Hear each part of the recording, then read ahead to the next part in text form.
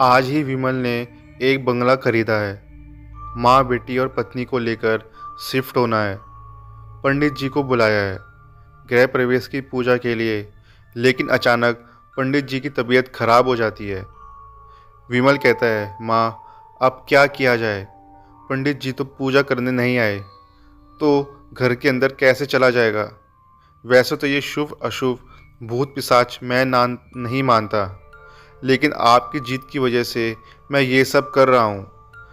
अब आप ही बताइए क्या किया जाए, कैसे गृह प्रवेश कराया जाएगा? तभी माँ कहती है, ऐसा करो बेटा, गायत्री मंत्र का पाठ करो, एक नारियल फोड़ दो। फौरी तौर पर अभी घर के अंदर चलते हैं, फिर किसी दूसरे दिन किसी और पंडित को बुलाकर गृह प्रवेश करा लेंगे। तभी धानी कहता है, हाँ विमल की माँ ठीक कह रही है, अभी के लिए इतना तो संभव ही हो सकता है। विमल की पत्नी कहती है। तभी विमल कहता है, जैसा आप लोगों को ठीक लगे, वैसे भी आप दोनों सास बहू की ही चलती है, मेरी कौन सुनता है। विमल गायत्री मंत्र पढ़ के जैसे ही नारियल को द्वार के ऊपर पटकता है, नारियल छिटक के गेट से दूर जाकर सड़क पर गिर जाता है, पर टूटता नहीं है। नीवी, जो विमल की बेटी है, दौड़ के जाती है नारियल को उठाकर लाने के लिए। तब तक सामने से आ रही गाड़ी के नीचे नारियल आ जाता है और नारियल वही सड़क पर ही टूट जाता है। ये सब देखकर विमल की माँ कहती है, बेटा ये तो बहुत अशुभ संकेत है। जो नारियल दरवाजे पर टूटना चाहिए था, वो सड़क पर जाकर गिर के टूट गया। तभी विमल कहता है, माँ आप ये सब बातें कर रही हो, ये नारियल के टूटने या ना टूटने से शुभ अशुभ थोड़ी होता है। अरे इंसान जहाँ रहता है वो जगह पावन हो जाती है। हम भी किसी ज़माने में जी रहे हैं, एक नारियल के टूटने या ना टूटने से क्या फ़र्क पड़ने वाला है। आइए चलिए अंदर चलते हैं। तभी माँ कहती है, रुको, भगवान की तस्वीर लेकर अंदर पहले मैं चलूँगी, उसके बाद पीछे से तुम लोग आओगे। माँ जैसे ही तस्वीर उठाती है, तभी निवी आके अपनी दादी से टकरा जाती है और भगवान की तस्वीर वो वहीं दरवाजे पर गिरकर टूट जाती है। अब तो विमल की माँ को और डर लगने लगता है। वो कहती है, बेटा मुझे लगता है ये घर बहुत मनहूस है, पहले दिन इतने सारे अशुभ संकेत एक साथ, मुझे तो ये घर कुछ ठीक नहीं लग रहा है। विमल कहता है, क्या कह रही हो माँ? नीवी एक छोटी सी बच्ची है, दौड़ के आई है, आपसे टकरा गई, इसलिए भगवान की तस्वीर गिरकर टूट गई है। इसमें शुभ अशुभ जैसा कुछ भी नहीं है। तभी धानी कहता है, नहीं विमल, अब तो मुझे भी डर लग रहा है, माँ की बातें मुझे ठीक लग रही है। विमल कहता है, अब ये बताओ, अचानक में हम अभी कहाँ जाकर रहेंगे? अब जो भी है इसी घर में रहना होगा। जल्दी ही पंडित जी ठीक हो जाएंगे तो उन्हें बुलाकर हम पूजा पाठ करवा लेंगे, फिर तो कोई दिक्कत नहीं है ना। चलिए माँ, आप झूठ मूठ में परेशान हो रहे हैं, मुझे ऑफिस भी जाना है।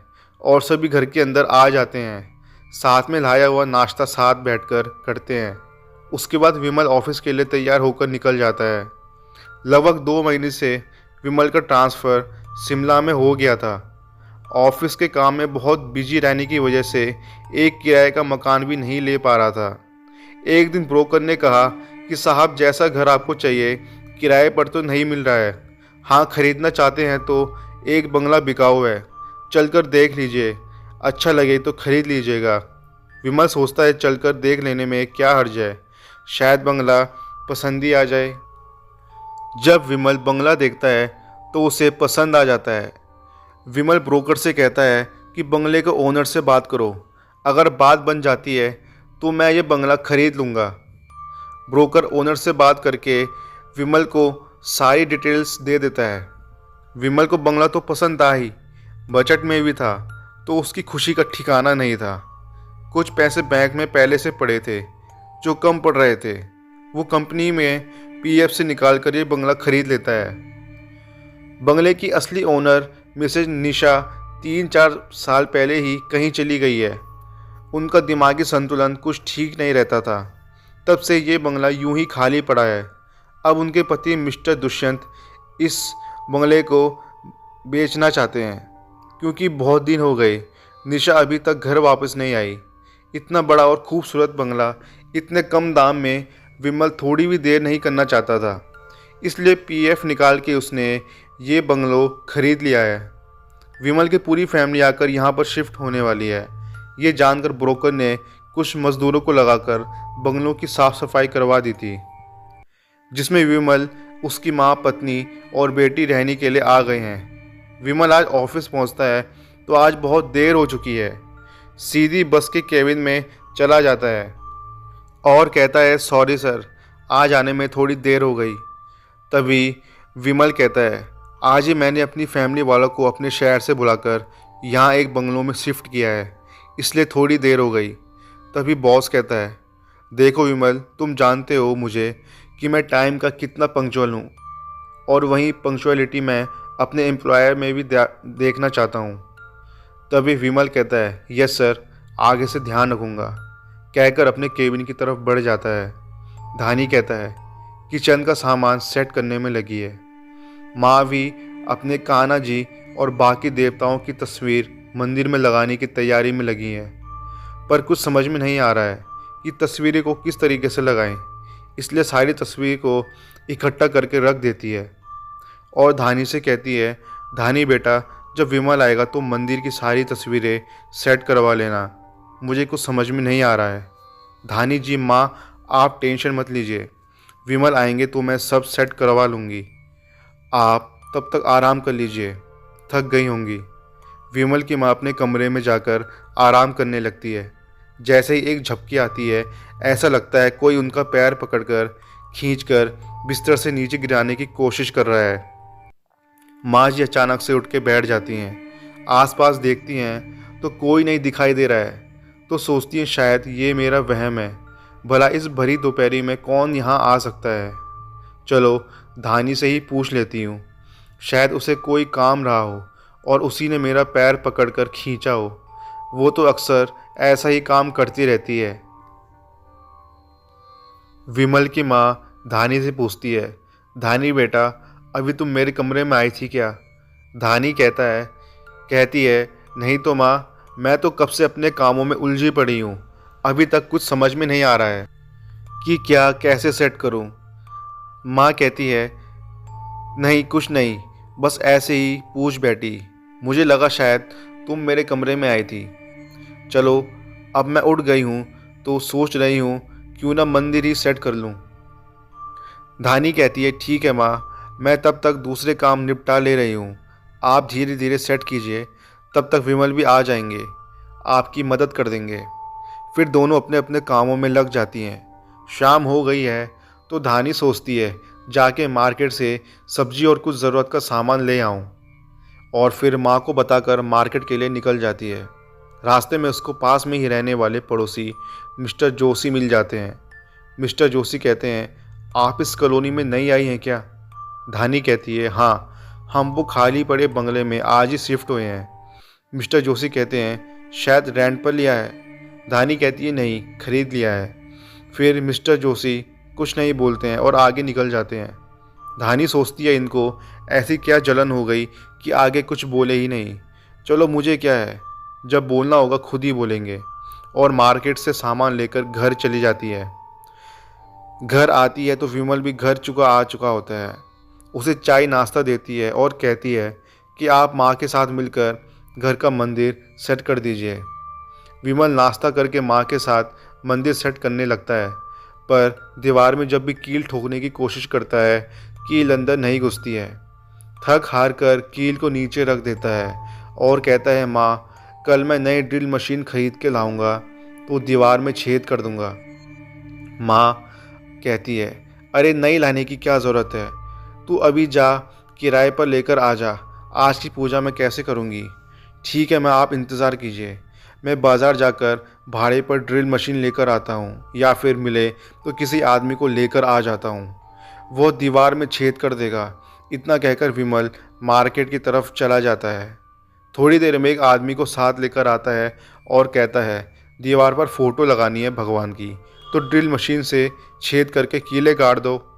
आदमी जैसे ही दीवार में छेद करने लगता है, दीवार के अंदर से खून निकलने लगता है।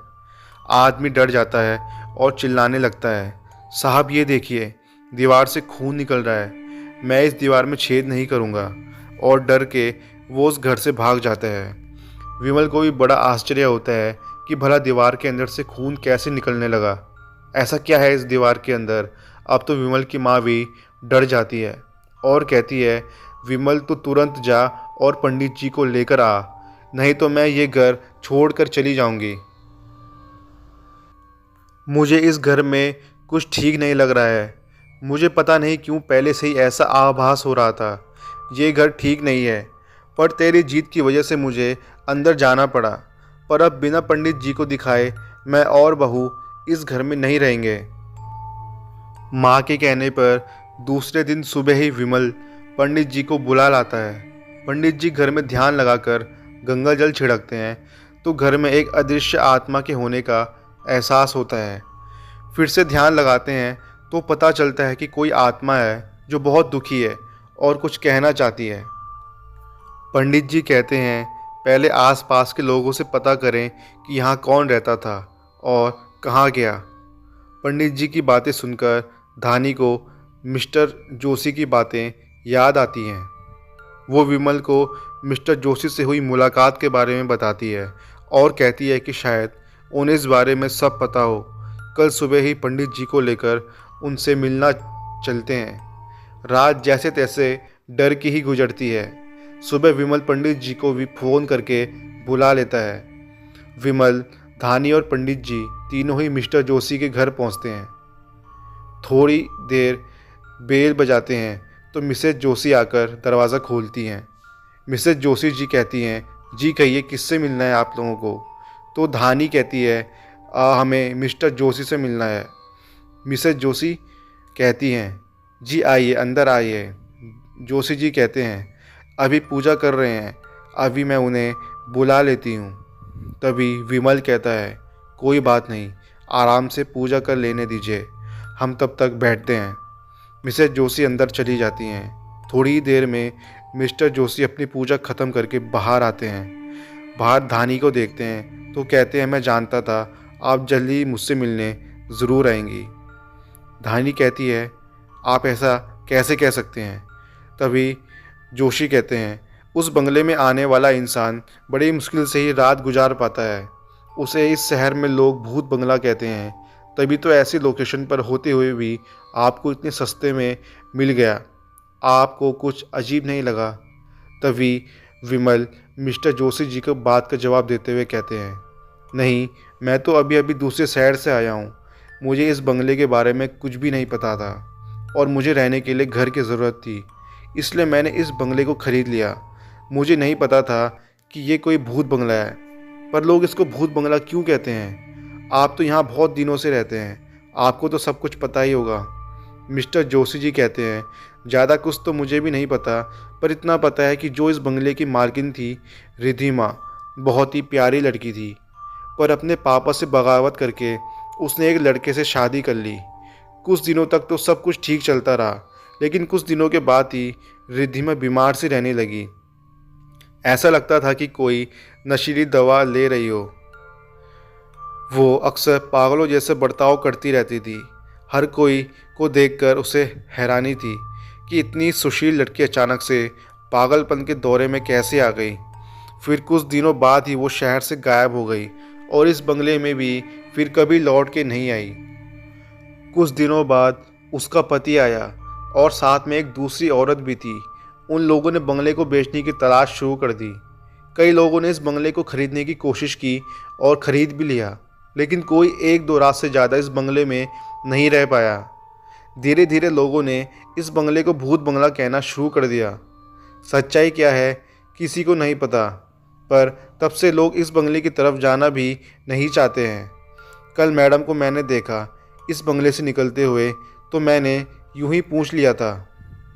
मुझे लगा शायद आप लोग रेंट पर रहने के लिए आए हैं, लेकिन पता चला कि नहीं, आपने तो बंगला ही खरीद लिया है।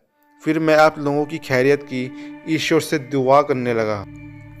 पंडित जी कहते हैं, चलो, हमें एक ऐसी पूजा करनी है जिसमें आत्मा को बुलाया जाता है और उससे खुद ही पूछा जाए कि उसके साथ हुआ क्या है और वो यहाँ क्यों रह रही है? विमल कहता है, इसमें कोई खतरा तो नहीं होगा पंडित जी? पंडित जी कहते हैं, अगर आत्मा अच्छी होगी तो वापस चली जाएगी, अगर बुरी होगी तो फिर कभी वापस नहीं जाना चाहेगी, और तब वो जब तक इस धरती पर रहना चाहेगी रहेगी। मिस्टर जोशी कहते हैं, पंडित जी वैसे भी यहाँ आसपास के लोग डरे रहते हैं। अगर इस पूजा से कोई हल निकलता है तो हम इस पूजा को ज़रूर करना चाहेंगे। हम तो यही कहेंगे कि आप पूजा कीजिए, पता तो चले कि वो आत्मा हमसे चाहती क्या है। वैसे भी आसपास के लोग शाम होते ही अपने घरों में दुबक जाते हैं और डरे डरे फिरते हैं। इस तरह से डर डर के जीने से अच्छा है कि हम सब डट कर उसका सामना करें, पता तो चले कि क्या चाहती है। पंडित जी कहते हैं, तो ठीक है, कल सुबह ही आप लोग पूजा की सारी विधि तैयार करके रखिए। नहा धोकर उसी बंगले में पूजा शुरू की जाएगी। आप सारे पड़ोसी भी वहाँ पर आ जाएगा, शायद किसी को पता हो उसके बारे में। दूसरे दिन सभी लोग वैसा ही करते हैं। सभी लोग आकर वहाँ बने बैठने के आसन पर बैठ जाते हैं और आत्मा बुलाने की पूजा शुरू हो जाती है। थोड़ी ही देर में आत्मा के लिए बैठने की बनी हुई बेदी पर आकर आत्मा बैठ जाती है। सभी ये देखकर आश्चर्य में पड़ जाते हैं कि वो कोई और नहीं बल्कि इस बंगले की मालकिन रिधिमा है, जिसे अब तक लोग गायब हुआ समझ रहे थे। वही इस बंगले में भूत बनकर रहती है और सबको परेशान करती है। पंडित जी पूछते हैं, क्यों तुम इस बंगले में आत्मा बनकर रह रही हो? क्या चाहिए तुम्हें? क्यों सबको परेशान करती रहती हो? आत्मा गुस्से में हो जाती है और कहती है, मैंने किसी को परेशान नहीं किया। मैं उस इंसान को ढूंढ रही हूँ जिसने मेरी हत्या की थी। जब तक वो मुझे मिल नहीं जाता, मेरी आत्मा को मुक्ति नहीं मिलेगी। मेरी आत्मा ऐसे ही भटकती रहेगी। पंडित जी कहते हैं, बताओ हम तुम्हारी मदद कैसे कर सकते हैं? तभी आत्मा कहती है, मेरे पति को बुलाओ किसी भी हाल में, कुछ भी बहाना करके। शायद उन्हें पता है कि मेरे साथ ऐसा क्यों हुआ। पंडित जी कहते हैं, ठीक है, तुम शांत रहो, हम कुछ भी बहाना करके तुम्हारे पति को बुलाएंगे और तब तुम्हें भी बुलाएंगे। आमना सामना करेंगे तो पता चल जाएगा कि क्या हुआ था तुम्हारे साथ। आत्मा शांत हो जाती है और वहाँ से चली जाती है।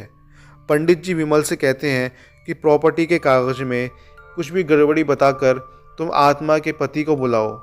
उसी से पता करते हैं कि उसने अपनी पत्नी को ढूंढने की कोशिश क्यों नहीं की, और उसकी पत्नी अगर मर चुकी थी तो उसने किसी को बताया क्यों नहीं। विमल रात को ही आनंद को फ़ोन लगाता है और कहता है कि घर के पेपर में कुछ गड़बड़ी है, तो आप कल ही आकर ठीक करवा दीजिए। आनंद पूछता है कि आप कहाँ मिलोगे? विमल कहता है, मैं घर पर ही रहूँगा, तुम वहीं घर पर ही आ जाना। सुबह उठकर पंडित जी जल्दी जल्दी पूजा की तैयारियां शुरू करते हैं। थोड़ी देर में आनंद भी वहाँ पर आ जाता है। फिर विमल को फ़ोन लगाकर कहता है कि आप कहाँ हैं? विमल कहता है, मैं बंगले पर ही हूँ, आप अंदर आ जाइए। आनंद अंदर आता है तो विमल उससे सीधा पूजा जहाँ बैठी है वहीं पर ले जाता है। आनंद वहाँ इतने सारे लोगों को बैठे देखता है तो वहाँ से भागने की कोशिश करता है, पर पंडित जी कहते हैं, बैठ जाइए आप यहाँ पर, यहाँ से हिलने की कोशिश मत कीजिएगा, नहीं तो बहुत अनर्थ हो जाएगा। क्या आप जानते थे कि आपकी पत्नी मर चुकी है? आनंद कहता है, हाँ, मुझे पता था कि रिद्धिमा मर चुकी है, इसलिए मैंने इस बंगलों को बेच दिया। पंडित जी इशारा करते हैं तो विमल आनंद को पास में बैठने के स्थान पर बैठा देता है। तभी पंडित जी आह्वान करते हैं तो रिद्धिमा का साया भी आकर सामने बैठ जाता है।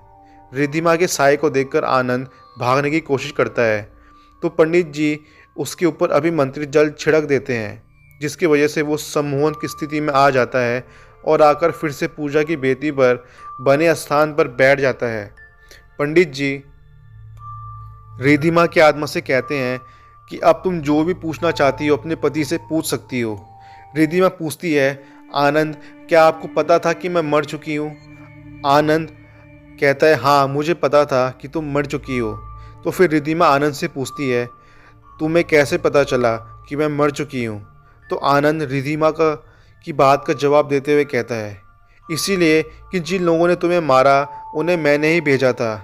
मैं तुमसे कोई प्यार व्यार नहीं करता था। मैंने तो तुम्हारी प्रॉपर्टी के लिए तुमसे शादी की थी, पर तुम अपने पापों से बगावत करके सारी प्रॉपर्टीज छोड़कर मेरे पास आ गई। मेरे पास सिवाय इस बंगले के कुछ भी नहीं था, वो भी तुम्हारे नाम पर था। अब मैं तुम्हारे साथ और ज़िंदगी में नहीं आगे बढ़ सकता था, इसलिए मैंने कुछ गुंडे भेजकर तुम्हें मरवा दिया।